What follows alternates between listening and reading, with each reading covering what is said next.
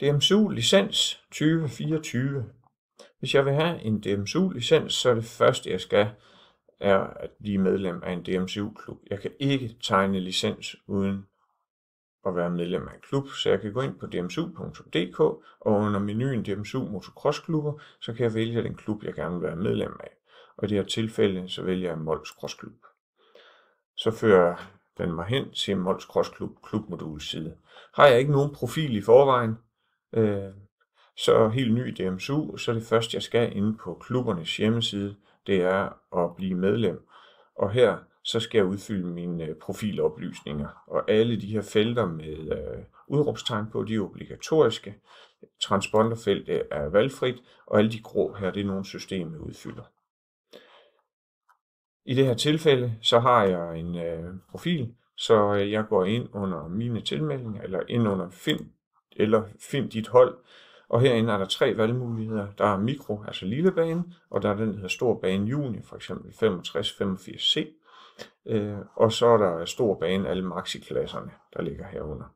Så jeg klikker tilmeld, og så kommer de klasser, der er på stor bane. Det er altså det C betyder. Det betyder ikke, at det er C åben eller noget. Det betyder bare, at det er stor bane. Og i det her tilfælde er det en voksen dame, så jeg trykker klik tilmeld dame maxi. Og tilmeld, og herinde accepterer jeg betingelserne og gennemfører tilmelding. Normalt, når jeg klikker gennemføre tilmelding, så vil jeg komme hen til en betalingsside. Nu er det her en test, så jeg har sat prisen til 0. Så jeg klikker gennemføre tilmelding. Så det nye fra sæsonen 2024, det er, at jeg er inde under mine tilmeldinger. Der er 2 links nu over til DMSU for at købe licens. Der er et link, hvor du køber en licens, hvor du er med i den kollektive ulykkesforsikring, og så er der en uden forsikring. Jeg starter lige med at klikke her, at du skal købe licens, en helt normal licens, og så bliver jeg ført over på DMSU's hjemmeside, hvor jeg skal betale selve licensen.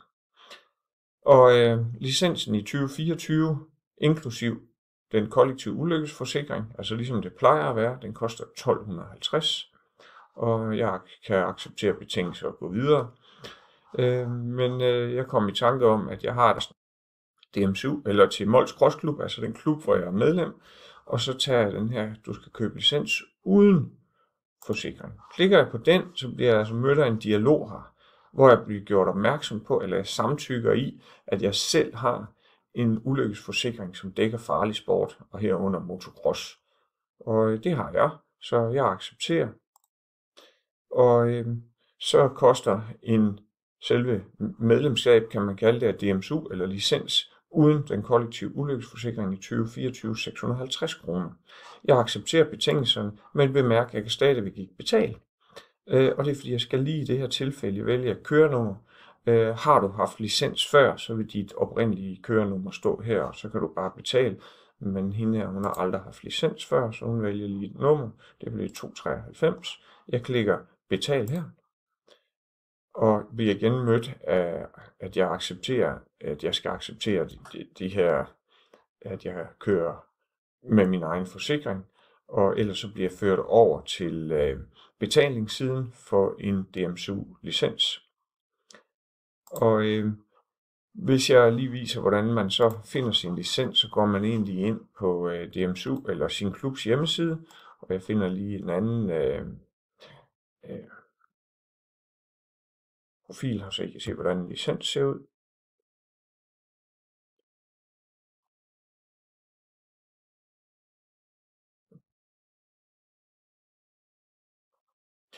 Og jeg går ind under mine tilmeldinger.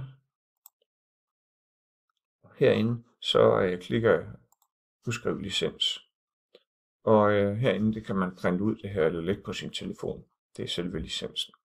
Så det var, hvordan man tegner DMSU licens fra sæsonen 2024.